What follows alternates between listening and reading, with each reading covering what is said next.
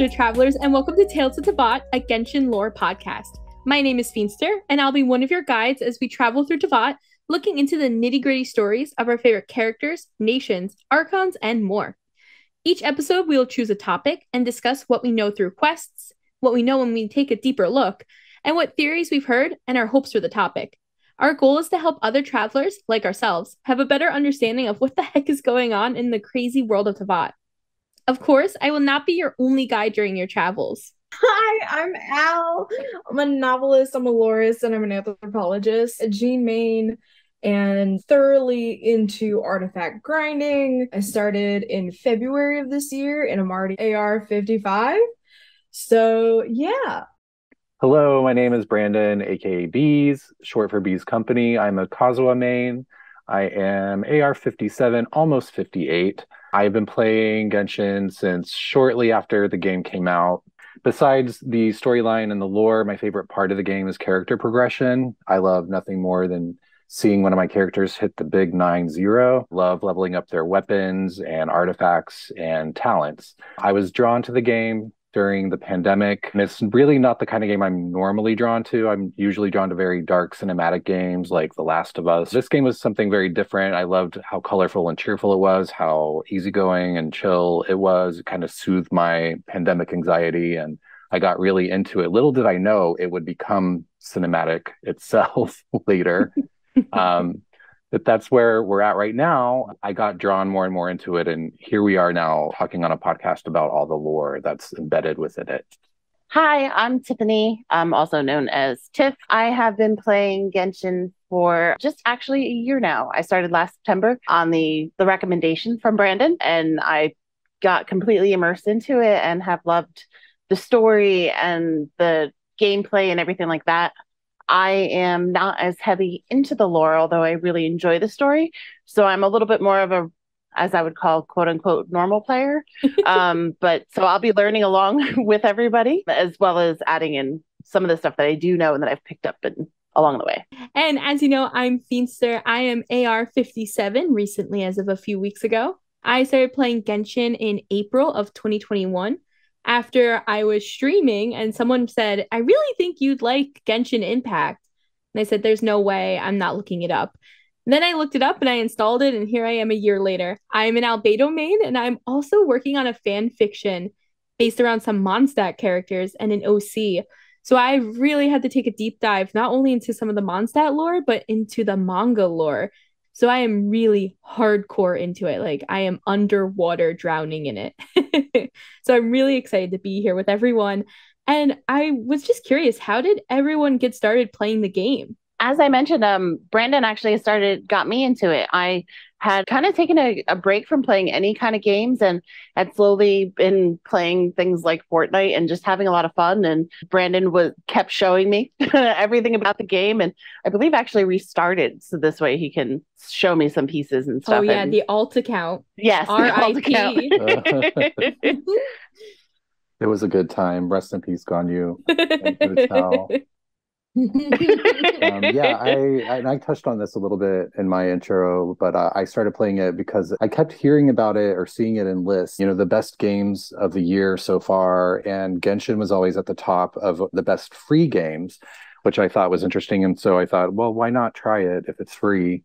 So I downloaded it, and at first I was a little like, I don't know about this. This seems a little strange, and like I knew it was like a gacha game, so I was kind of a little hesitant to get into it, because I just thought, well, at some point the other shoe's going to drop and I'm going to realize, oh, like, in order to actually enjoy this you have to spend money, which I think we all know is not true, right? And so I kept waiting for the game to prove that theory right, and it never did. So I was very pleasantly surprised by that. And I think that's kind of part of why I stuck with it and started recommending it and pushing it on everyone that I know. Yeah, I started playing, like I said, in April of 21, based off a friend who suggested it over Twitch. And I tried streaming it on Twitch twice before completely giving up. I was using the same computer to stream and play the game, and it was not a computer that could handle that. And the first few hours of gameplay absolutely felt like a fever dream. And I was like, oh, screw this. I'm never playing this game again. I don't even know what's happening. And when Brandon started coming around, he was like, no, you have to play Genshin. You're really going to like it. You all have to play it. And that was like August of 21. And I was like, all right, I guess I'm playing this again. And now I play every single day. Every day, without fail. Just me pushing dirty habits onto people. And what about you, Al? How did you get into it? Well, you see, at first I was like, Genshin? Nah. I was like adamantly adverse to it, especially when the Chi-Chi trailers kept coming out and it would just always play. And I was like, fuck off. And then a friend of mine started to play it, and then the other friends joined in. I'm like, fuck, am I really gonna play Genshin? And then I downloaded it, and now I've spent too much money on this fucking game. You know, Al, that actually brings me to a really good point. You know, Brandon, you just said the part about it being a free game and how we all know you don't have to spend money. I think that's a big debate, though, on Twitter. People on Twitter are always like, it's a gotcha game. You're going to fail if you don't buy wishes. And I feel like those people have never actually played the game.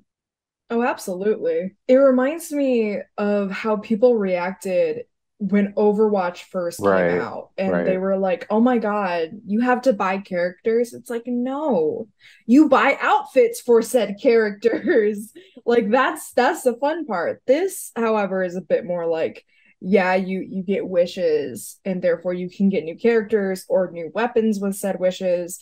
But there's plenty of ways to even get those same characters that people who are putting money into it. I think that's one of the best parts about it, is that you, during the gameplay, you can get those Primogen, you can, you know, make the wishes and stuff like that, and have the same luck as anybody else, you know, in that draw. So you can end up having, you know, some of the what would be considered the higher tier characters and stuff. But I don't think it's, you know, it really, for a long time, I didn't put any money into the game. And then I started slowly. I like did the monthly Welkin Moon, and then I did the Battle Pass.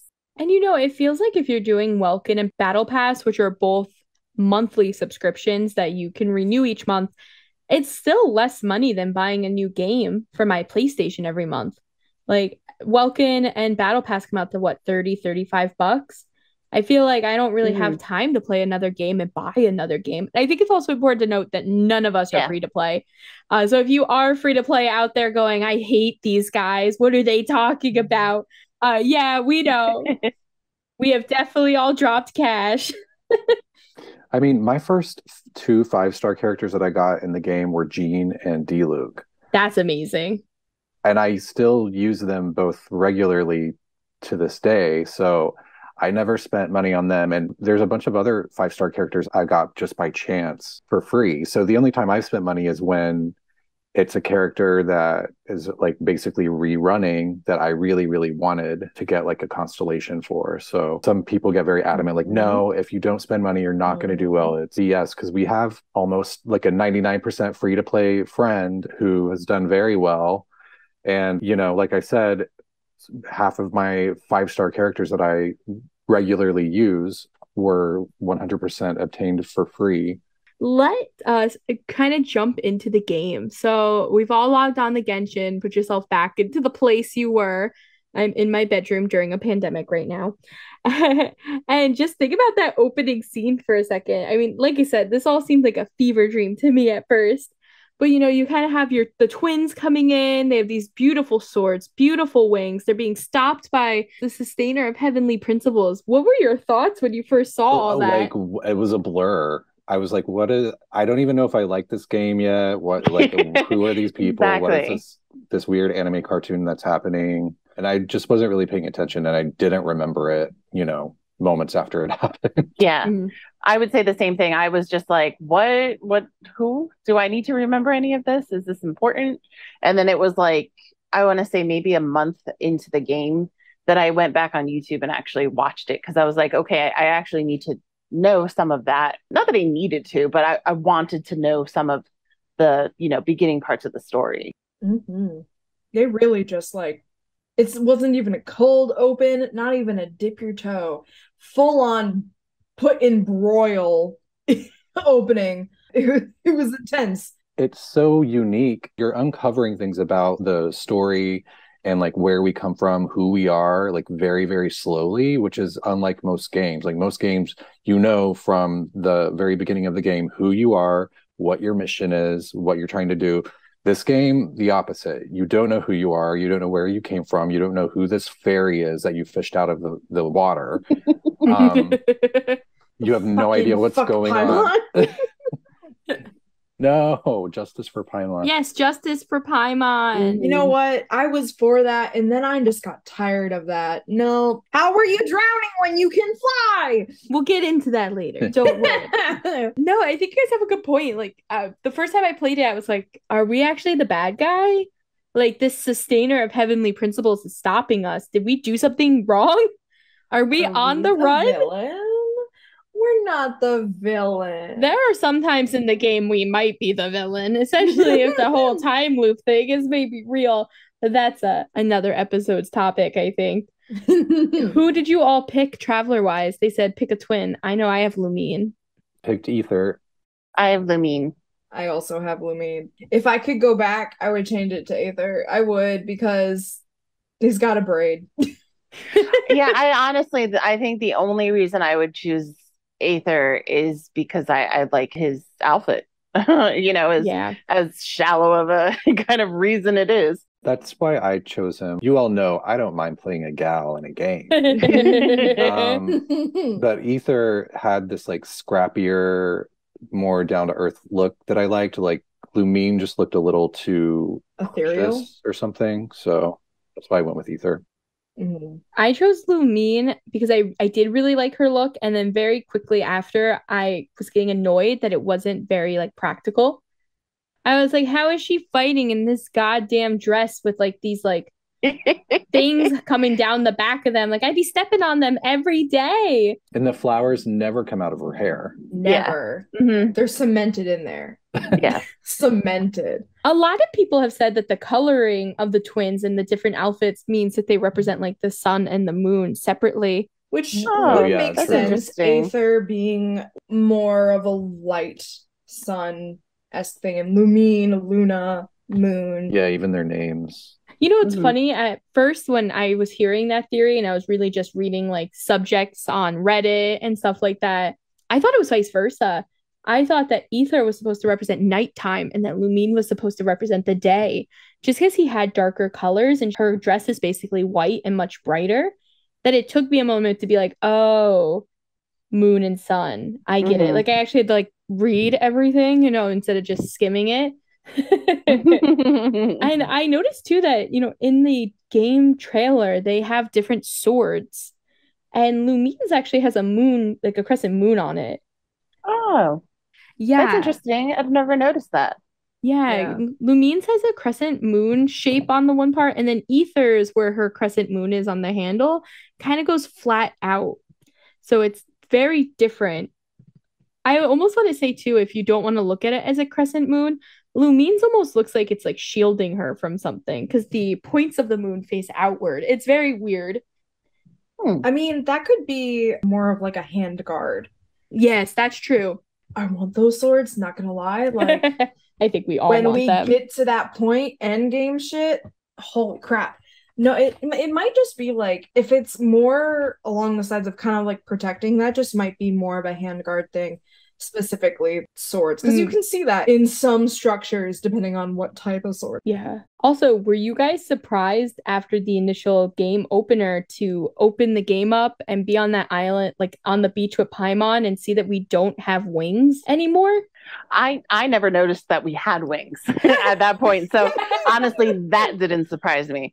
But the time frame always, in retrospect, has confused me, because even at that point, I think we knew some time had passed. And I kind of looked at it, it was a very linear, like this happened, we were now here, and it's been like 2 days. But now Tiff, no. Well, knowing that, like, we were just hanging around with Paimon for no reason for 2 months before doing anything. So let's look at the timeline and see if we all agree. From my understanding, which could be very wrong, the initial opening of the game takes place 500 years before the first day of the game. So when we see the Pursuer of Heavenly Principles to us being on the beach with Paimon is 500 years later, right? No, I think it's even longer. Oh, really? Why would you think that? So in that first initial cutscene, we're both our sibling, regardless of who you choose, and we are encased in cubes and like full on, at least it's implied we were in hypostasis. That's a reference to all the other hypostases in the game. This is major conspiracy theory anyway. This is probably weird. Obviously, our other twin gets encased first and is in a similar type frozen in time thing. So I think they probably woke up before us. Mm-hmm. We've woken up after. So I think it's been more than 500 years. I think it's been far longer since we, as like this twin, have been encased in cube. Oh, interesting. I was always under the assumption that we got encased when the cataclysm was happening, and that everyone keeps saying the cataclysm was 500 years ago, or the great calamity, as some of them call it. I think it was before that, possibly. Mostly, and the reason why I think of that is at the beginning, it's talking about how we as the twins have been like world hopping because hello, that's apparently something we get to do. And the Sustainer of Heavenly Principles stopped us from going to the next world. It could be that's what they were trying to do, and it was during the time of the calamity. But for me, my tinfoil hat says it was far longer. What do y'all think of that, Brandon and Tiff? I mean, knowing later on that like they put Chi-Chi in some amber and just kind of threw her in a closet for a while. Like it seems possible, but it just seems like such a long time. And I think I've started to lean toward the calamity kind of being what we were actually seeing. Mm-hmm. I definitely think that the calamity being the cataclysm being 500 years ago, it definitely seems like we saw everything going on and we were like, oh, hell no, we got to get the hecky out of here.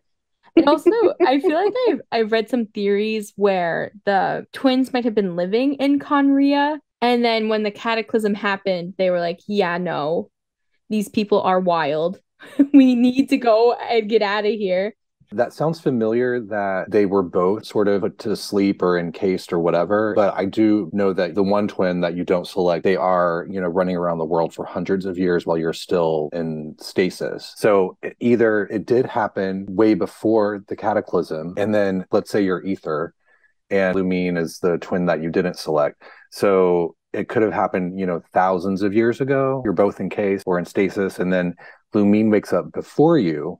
But for some reason, she's not able to wake you up. So she's running around the world without you. Mm. And she goes through all of the events leading up to the cataclysm. And that sort of leads her onto the path that she takes. And then you wake up after that. Or it could be that that does happen right around the events of the cataclysm and that they were both, there leading up to it. To me, it would make sense if it did happen way before the cataclysm, because that would explain why Ether in this example doesn't remember or doesn't know anything about it. Mm-hmm. But, maybe he also just had his memory wiped or something. So for some reason, I feel there's something familiar about me thinking that this happened thousands of years ago, but I can't remember where I'm getting that from.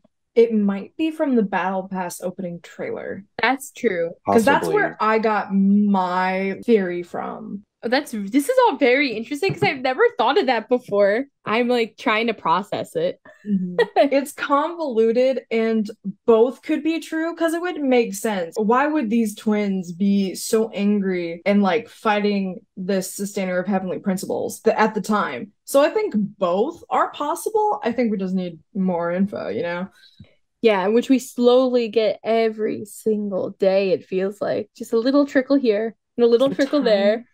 Mohoyo or Hoyoverse, I should say.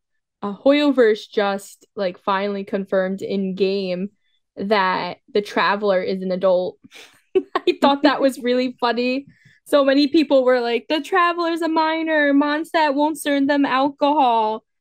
But they finally were like, no, you're an adult. You are a true adult. It's like Y'all, Venti is sitting there with pints, and he's even shorter. And younger looking. Exactly. He's got a diaper on. Like, come on. People, just because someone is short does not mean they're young. Mm-hmm. And just because someone is tall does not mean that they are old. All right, so let me get this straight now. We're going to go with, the opening scene. At least 500 years later, possibly more, we are waking up on this beach, and we don't really know how long we're on this beach for before we fish Paimon out of the water. Sus. Then we wait 2 months to leave said beach. We wait 2 months to leave the Falcon Coast. I have so many questions. One being, did none of the knights ever go out and survey the Falcon Coast in those minimum 2 months? Somebody was slacking off on their job. Well, look, they're stretched really thin. Very true. You're right. There isn't even a cavalry for their cavalry captain. Exactly. But also the Adventures Guild. Like, you think that we're doing dailies every day, right? The Avengers Guild never sent anyone out there. Even Diluc's Hidden Strife event took place over near the Falcon Coast. Like, no one saw us. The easy section of Mondstadt, okay? So everyone else has moved on. Except for Six-Fingered Jose. Oh, yeah. Six-Fingered Jose, he's got trauma, guys. Have you talked to him lately? Like, I don't want to talk to him for said trauma. Well, unfortunately, he's right by the door, so you're going to talk to him by accident. Yeah. I go through the back door, thank you. The first time I ever talked to him, he was standing next to a gravestone behind the church. I should have known better. And I was like, oh, who's this? Oh, God, your poor life. I really do think, though, the starting area and that starting beach, if you ice bridge or are able to swim far enough, there is an island. It does have a couple of columns and is more ruin-esque. I think that might have been where our chosen character here probably ended up. And maybe that's where they fished Paimon out. And then it just took them 2 months to oh yeah, let's go over to that beach. Oh, so you're thinking that we started at the Thousand Winds Temple's extension site? Yeah, that's what I'm thinking. Because you're right. Bennett would have found us before Paimon at that point. There is no way. So in a very strange turn of events, we stay on this beach for 2 months with Paimon before we trust her enough to then venture out into Mondstadt together. Also, we wait 2 months to tell Paimon our life story. Now, a lot of people think that the Traveler has amnesia, or possibly selective amnesia, or just isn't telling us the truth, even though we're the Traveler. Very confusing. Why do you think the Traveler took so long to even tell Paimon the story there? I mean, I could definitely see the amnesia thing. It could also, in my heart of hearts, I kind of think it's a mistranslation, that it wasn't supposed to be 2 months. It was probably something maybe a lot shorter, we would hope. But if it was legit 2 months, maybe it is the amnesia. Yeah, I've always kind of felt that there was amnesia. And I don't know if it was just something that I assumed. And maybe it was because being the Traveler and not knowing things and learning it along with our character, we wouldn't know. So it would make it even a little bit more immersive if they did have amnesia. Yeah, that definitely makes sense. I always assumed it was amnesia, but I feel I don't know if it was in the chasm or even in part of Enkanomiya. I started to second guess our amnesia. I was like, wait, the Traveler seems to know a lot more than I know. What the hell's that about? I think that's more of a connection between the twins. And we see it in the first Dainsleif quest where our character touches a dandelion. And all of a sudden we see this aftermath of Conria. I think we're experiencing memories that our twin has already experienced. Unless, because there is the idea that we've been just looping through time. Oh no, not that again. Look, there is some timey-wimey bullshit happening.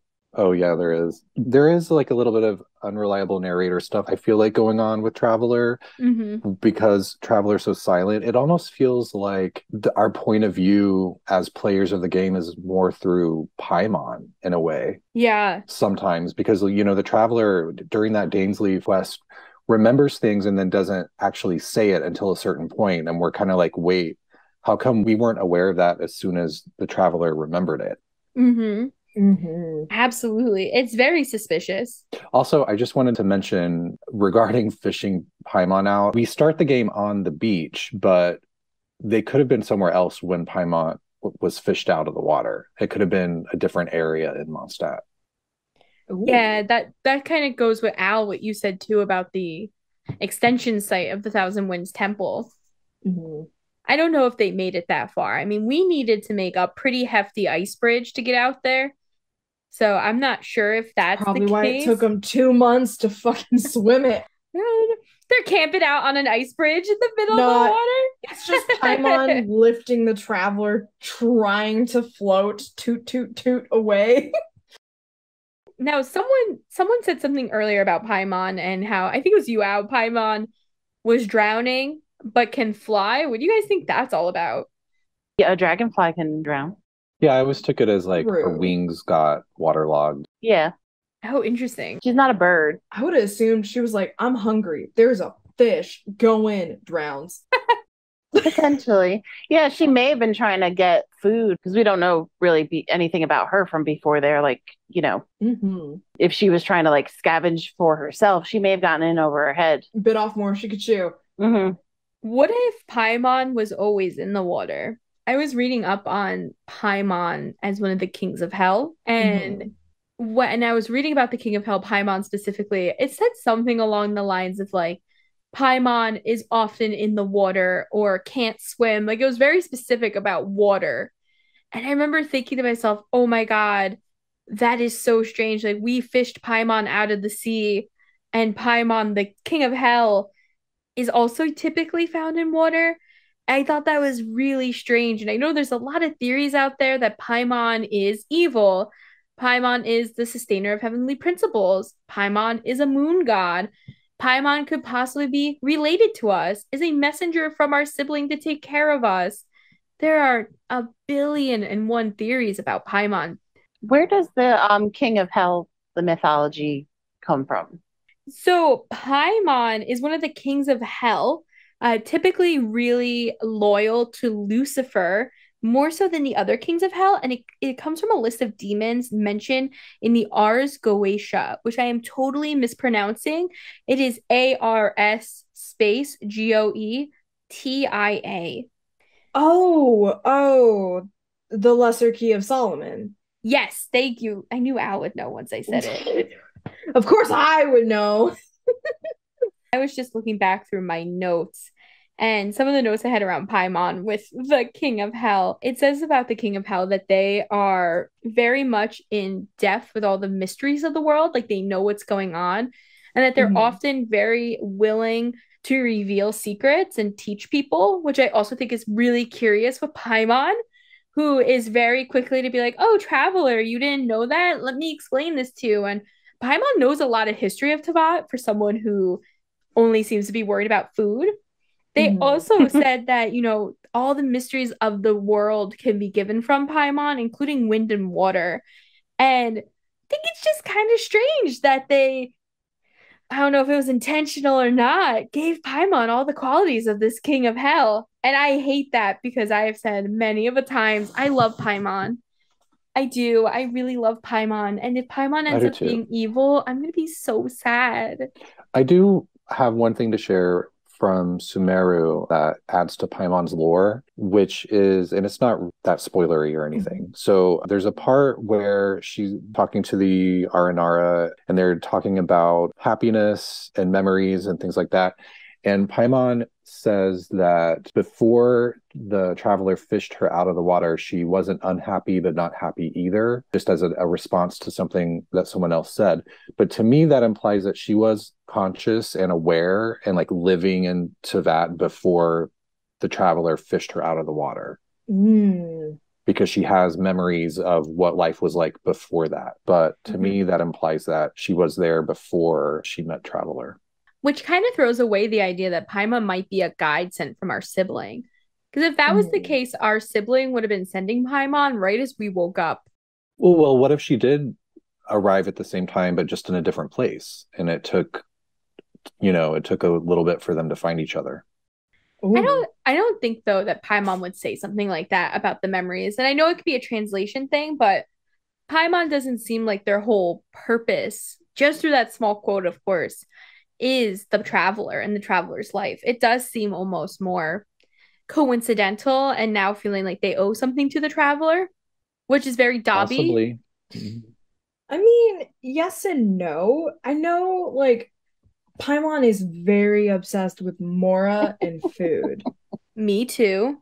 Which could just be like she's along for the ride because there's food and Mora. But I could see both. Yeah, she definitely starts out as a guide to sort of repay the traveler for saving her from drowning.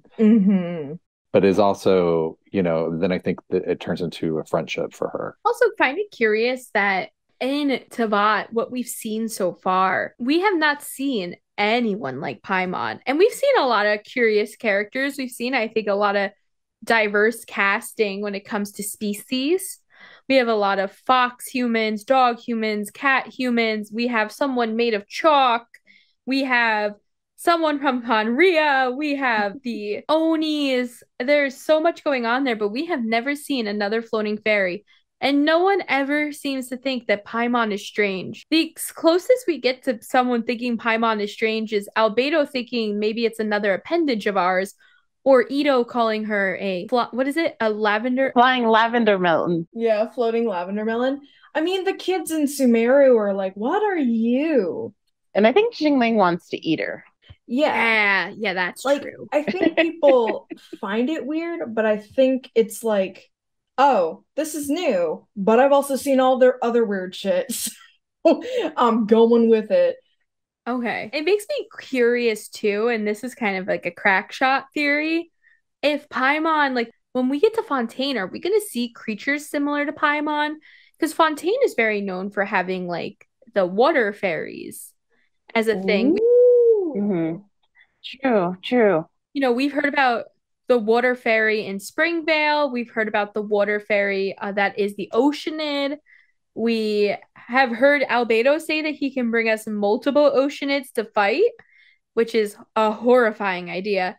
God, too many rodeos. Yeah, so I'm curious too if we're maybe going to see creatures similar to Paimon in Fontaine or in any of these other worlds too, which would also make it more common as well. I mean, possibly. I have a feeling that these water fairies are going to be slightly different from Paimon. Absolutely. Because I call them little fairies, but when we're in Mondstadt and you need to perhaps create a gust of wind and you go around collecting those Navi-looking little fairies, that's what I always imagined.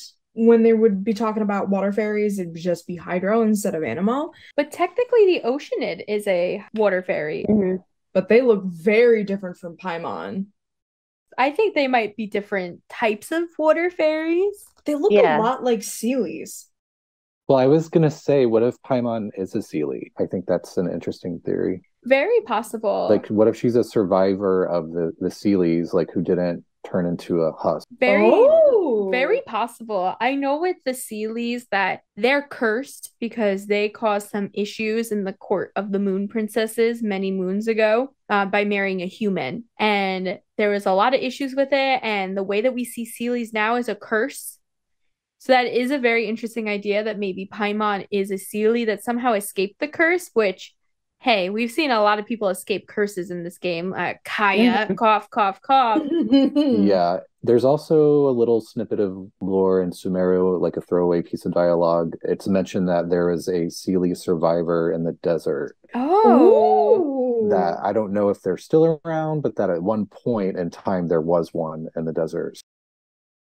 Very interesting. But you know what? I was also going to say her outfit to me just screams what I imagine Celestia to be like. So I always have it in the back of my mind also that she could be like a refugee from Celestia.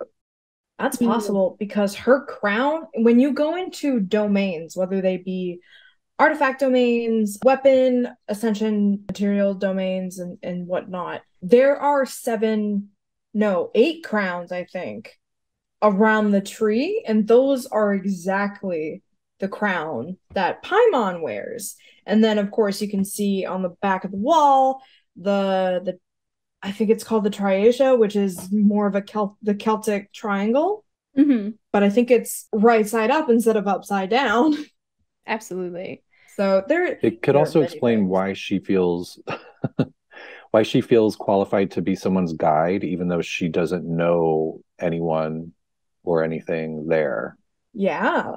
I think that's actually a really interesting point with Celestia too, because I've heard a lot of theories that Paimon could be a reincarnation of the time god Istaroth. And we know that Istaroth was really good friends with Venti. We also know that they were one of the few gods that really stood up and paid attention to Enkanomiya when they fell into the ocean. So dramatic. One of the 4 shades of the primordial one. Yes. Then, oh my God, the primordial one is like a whole, that's like a 7-hour conversation right there. Oh, yeah. That could definitely be it, especially if Istaroth has been reborn. Venti wouldn't necessarily remember them, but they would have some of their own memories. I also find Paimon and Venti's relationship to be very playful at times. And I know we have Paimon always going, "You're a tone deaf bard." But that's also could be their friendship. If Istaroth and Venti were good friends and Paimon's kind of remembering that bickering, because that bickering never bothers Venti. Yeah, and she starts in on that very early on. Yes, that'd be very interesting. But also, we have thrown around quite a few nation names, area names. Maybe we should jump in and talk a little bit about Teyvat and how it's composed. I know that there are 7 nations of Teyvat. I think we can all agree with that, right?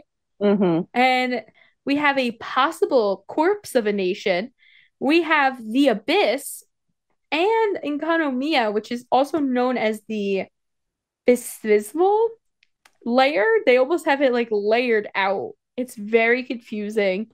And on top of that, we also possibly have Celestia and some of our smaller areas. So what we've seen so far with the release nations of Mondstadt, Liyue, Inazuma, and Sumeru is that they all seem to have 2 separate areas.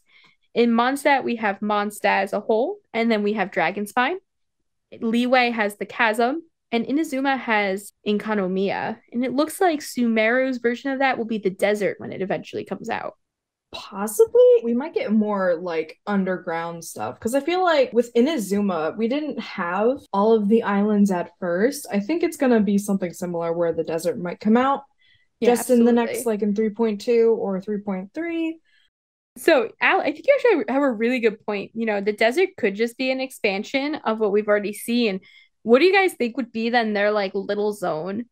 We've seen like the floating eye. We know there's a possible tree of knowledge thing going on. Maybe something like that would be their smaller area.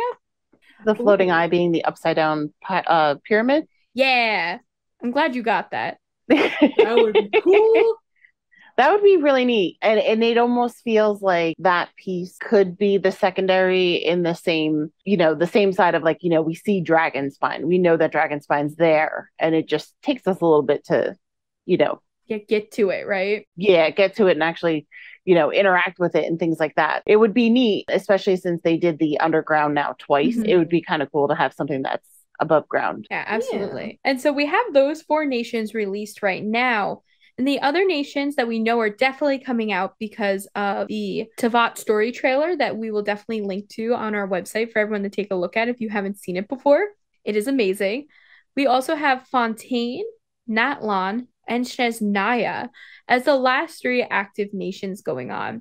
Now, all of these nations seem to have some different like cultural references with them and seem to be based very lightly on real places too, right? Yeah, absolutely. When we first get to Mondstadt, some of the iconography we see along the landscape is this valley There's so much wind. We see windmills. So it's very much a Central Valley European type town. Think like Austria, Holland, Germany. There's a lot of drinking, which also points a bit more into Germany. Yes, definitely. The names too, right? And then being very Catholic-like in nature. They're very Christian over there, unintentionally. Yeah, we have a full-ass cathedral, which, I mean, you wouldn't see that. Had that been in Leeway, it would have been so out of place. But because it is very, like, Central European, it makes more sense that you have, like, this giant cathedral with flying buttresses, like, all that good stuff. And I think, too, with all the drinking they do, it's one of the few nations that we've seen so far that has, like, active bars. They have a wine industry. Very clear that they are hardcore into that. So I definitely think German, and I also see a lot of Amsterdam in it, too. Oh, absolutely. Then Leeway, from my understanding, is supposed to be based around China. Yeah, I think a lot of it is mostly northern and central China, specifically with the geography. We have these giant mountainscapes that we would see mostly in central China, and then we have these nice rolling valleys and more fertile landscapes that we see in like eastern and northern China, which makes sense because this is the area that MiHoYo would probably have the most pride and joy in because they're located in China. Absolutely. Yeah, and Liyue Harbor definitely has a lot of the traditional architecture and all that beauty and those fine details of how, you know, architecture and buildings and stuff kind of intertwine with one another, and the boats and things like that too. In Kinsei Village, you have the rice field, which I think is beautiful too. Then next up, we have Inazuma. And Inazuma is supposed to be Japan. I think they depicted that perfectly with the different islands. But I hope that Japan doesn't try to kill me with every single item. Like, I'm a little afraid to go to Japan now. Oh my god. I'm going to have get electrocuted. I'm going to get electrocuted in Japan. Like, to me, it reminds me of all the, like, this is a lot of, like, the history I know of Japan, but also of Inuyasha. So, like, I'm biased.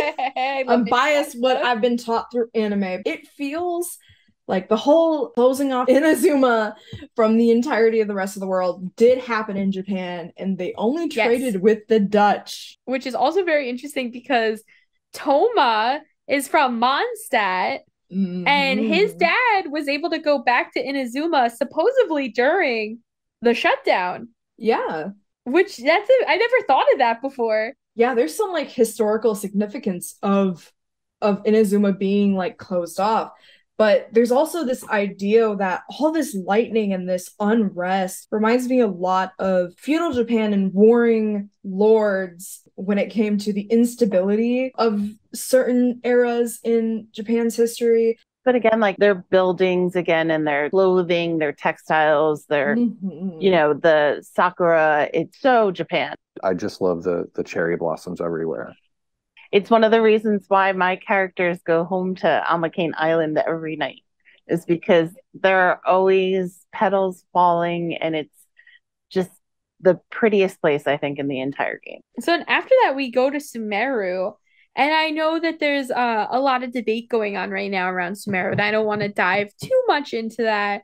But it seems that it has a mixture of Persian and Middle Eastern. Right now, we have a lot of, like, West and Central India, Malaysia, and Indonesia, like a lot of Southern Asian influence. And I mostly say that with, like, the type of architecture, the type of food we're eating as well. And I think we're going to see a lot more Arabic and Islamic and North African influences once we get into the desert. Think of Egypt. I mean, we have a flying upside down pyramid, almost Yu-Gi-Oh-esque, if you will. Yes, very Yu-Gi-Oh, yeah. And we won't say too much more about Sumeru for our travelers who are just starting to step foot into it, who maybe are newer and just finishing Inazuma. So it looks like moving on from Sumeru, our next location is Fontaine. And I'll just cover these briefly because, of course, we don't know what the heck is going to come out of them. But it looks like Fontaine is going to have some French influences. Next up, and that's also France is the nation of Hydro. Next up is the Pyro nation of Natlan, which looks like it's going to have South American influences, Al, right? We don't have anything concrete because Natlan is so far in the future. But because it's supposedly made up of volcanoes, we might have a lot more Polynesian influence because of the Ring of Fire. And then lastly, we have Snezhnaya, which is supposed to be having Russian vibes. It is the Cryo Nation. And Yes. after that is supposedly rumored that we will have Conria, which looks like it's having, again, without really much to go off of, some Nordic vibes. We get that from a lot of lore of some of the individual characters and their names, and we'll dive into that a little more in some future episodes. And then we have Celestia, which is the world of the gods. Could have some Greek influence as well, just because gods. Mm-hmm. I mean, when we open up the world and we're going through the door, like there are lines of Doric columns, and it's just, yes. And after Celestia, we've also have some of these different realms going on. We have the Abyss, we have the place where the baptismal shops are in Enconomia. What the heck is going on with all that? We know that there are 3 different realms in the Genshin world. So we have, the 7 nations, but to that is also sort of a battleground for 3 different planes of existence, if you will. So there's the human realm, which is what we're playing the game in. There's also the light realm, or also known as the elemental realm. Okay. That's host to creatures that are made of just raw elemental power. And then there's also, of course, the abyss, or the void realm. It seems like the human realm and the light realm can get along and coexist. In fact, it might be that the human realm was built on top of the light realm. Okay. Which I have some theories about that, because I think maybe human realm is ciphering power from the elemental realm, and that's why gods exist in the human realm. That would make sense with ley lines too, right? Yes, and it seems like there are ley lines. There are also theories that the elemental realm has elemental flow or current. I'm not sure if those maybe are the same thing as the ley lines, or the ley lines just sort of work in conjunction with them. And that can get into resin and things like that we can talk about later. But either way, the light realm and the human realm seem to be able to coexist, whereas the abyss, the void realm, is destructive to both of those realms. That is something that I think is really key to the way, like the mechanics of how everything works. And it's really interesting, when you get into certain parts of the game, early as Liyue, you're starting to see Vishop. I don't believe there are any in Mondstadt, correct me if I'm wrong, but the Vishops come from the elemental realm, the void realm, and those have 7 sovereigns, which are the elemental lords from that realm, which are basically implied to be dragons, I believe. Oh, right, the Dragon Lords. There's several different theories that the old Dragon Lords might be trapped in the hypostases that we kill. Oh my god. and we get into that, and I'll try not to get too spoilery, but you get into that when you get to Enconomia. There's a lot of lore about these 3 realms and like where they meet and how things have sort of evolved regarding that. That the human realm is also, where the ley lines are, and that gets into some stuff in Sumeru, the Irminsul tree, that also forks out into these smaller trees that are within each domain of the game. So when you're doing your domains to get your philosophies of resistance or whatever, and you're running up to that little tree that's connected to other trees via the ley lines, and it's thought that it's connected to one large tree which holds all of the memories and power of human realm. Now, is that tied into the elemental realm, and is that caught up in the ley lines? That I'm a little less clear on, but I'm sure we'll eventually have an episode that dives into that more. And without I don't want to spoil anything with it, so I'm going to be very careful in the way that I ask it. Is the sacred Sakura in Inazuma really connected to the ley lines, or is that like almost a different system? Oh, that's interesting. I know that the Sacred Sakura tree in the second Raiden storyline gets its own lore released about it. I don't want to spoil anything for anyone right now, since this isn't like an Inazuma episode, but it definitely has its own lore around it. And I would say that it's separate. It seems to, again, go back to the overarching idea that there's a time loop theory or some sort of time travel theory, but I would think it's unrelated. I could be wrong as well, though, so...